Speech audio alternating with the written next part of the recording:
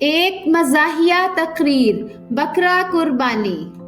واہ رے محبوب تیرے نخرے، دل کرتا ہے بیچ کر تجھے لے لوں عید کے لیے 2 بکرے۔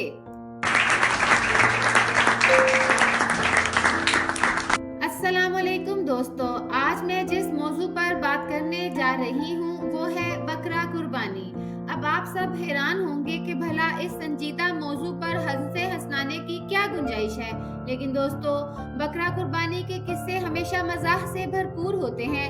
ذرا غور کریں تو بکرے کی حالت بھی قربانی کے دنوں میں کچھ الگ ہی ہوتی ہے۔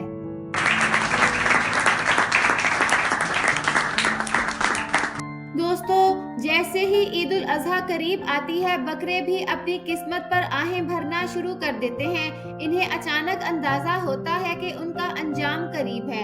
آپ نے دیکھا ہوگا ہر گلی محلے میں ایک سے ایک تگڑا بکرا آ جاتا ہے، جس کی قیمت سن کر آپ کے پسینے چھوٹ جاتے ہیں۔ ایک شاعر نے اس موقع پر کہا ہے، بٹھا دے عید کے دن ایک دسترخوان پر بکرا، وگرنہ تھے دلوں میں فاصلے، تو وکھرا میں وکھرا۔ بھائیو، بکرا خریدنا بھی آج کل ایک آرٹ ہے۔ پہلے تو بندہ دکان پر جا کر بکرا خریدتا تھا، اب تو آن لائن بکروں کی تصویریں بھیج کر بولی لگتی ہے، اور جیسے ہی بکرا گھر آتا ہے پورے محلے میں اعلان ہو جاتا ہے کہ ہمارے ہاں بکرا آ گیا۔ بچے تو خوشی سے اس کے گرد ناچنے لگتے ہیں، لیکن بکرے کی آنکھوں میں اداسی ہوتی ہے کہ اس کی زندگی کے دن گنے جا چکے ہیں۔ دوستو بکرا بھی کمال کا اداکار ہوتا ہے۔ جیسے ہی وہ گھر آتا ہے فوراً سمجھ جاتا ہے کہ اب اس کے ناز نخرے شروع ہو جائیں گے۔ کبھی چارہ نہیں کھاتا، کبھی پانی نہیں پیتا، اور جیسے ہی کوئی مہمان آتا ہے بکرا ایسے شان سے چلتا ہے جیسے کہنے والا ہو، دیکھو میں کوئی عام بکرا نہیں، قربانی کا خاص بکرا ہوں۔ اے بکرے تیری کھال کے کتنے ہیں طلبگار، اتنے تو طلبگار وہ ہمارے بھی نہیں ہیں۔ دوستو قربانی کے دنوں میں کچھ لوگ بکرے کی خدمت ایسے کرتے ہیں جیسے وہ مہمان خصوصی ہو۔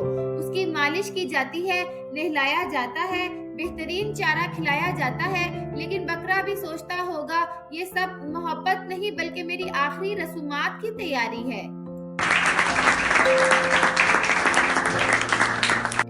اب آتے ہیں قربانی کے دن پر۔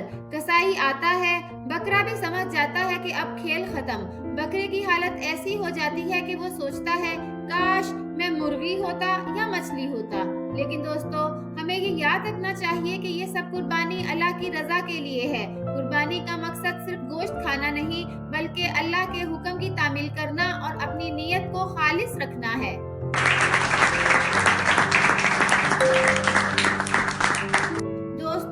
جب کسائی بکرے کے پاس آتا ہے تو بکرا بھی آخری لمحات میں بڑے نخرے دکھاتا ہے۔ وہ بھاگنے کی کوشش کرتا ہے یا کبھی غصے سے ٹکرانا شروع کر دیتا ہے، لیکن قربانی کے وقت ہمیں بھی صبر اور ہمت سے کام لینا چاہیے اور یاد رکھنا چاہیے کہ یہ سنت ابراہیمی ہے جسے ہم پورے خلوص سے ادا کرتے ہیں۔ آخر میں ایک مزاحیہ شعر سناتی ہوں۔ ایک بکرے نے کہا بکری سے یہ روتے ہوئے، اب کہ ہم بچھڑے تو شاید کہ کبابوں میں ملیں۔